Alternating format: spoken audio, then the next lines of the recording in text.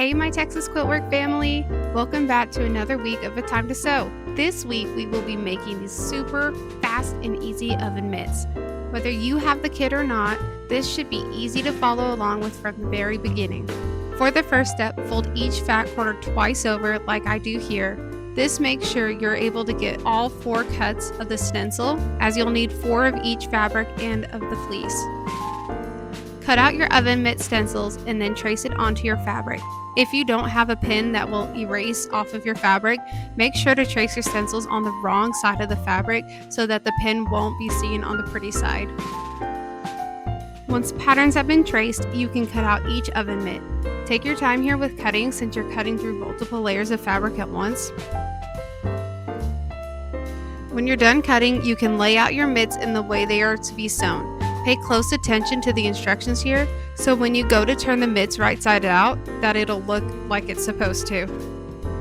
Now, I know a lot of people use pins to hold their fabric together, but these Wonder Clips did a much better job for me. I got to spend less time trying to get the pin through all the layers of fabric and more time getting the mitt all held together, so these were super helpful. When you're sewing this, there will be times you need to lift your foot up and rotate the fabric to keep your stitching correct along the curves. My suggestion is to set your needle position to the down position.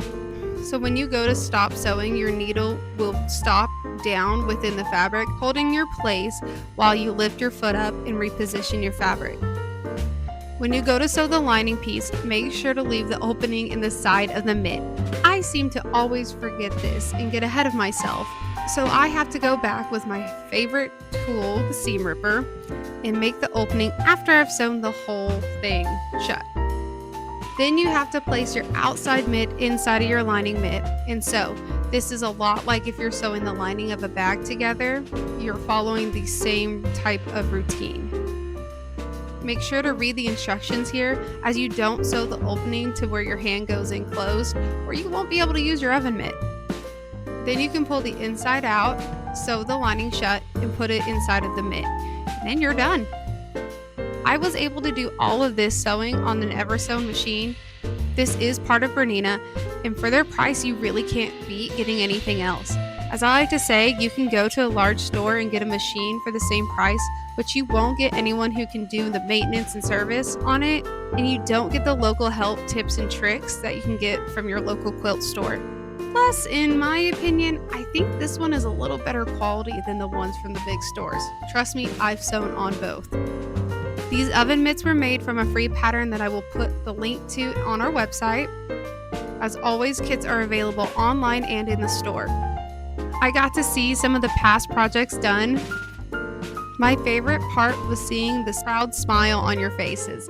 That's what A Time to Sew is supposed to be about, and I hope to continue seeing your finished projects. And as always, have a wonderful day, and I will see you all again next week. Bye!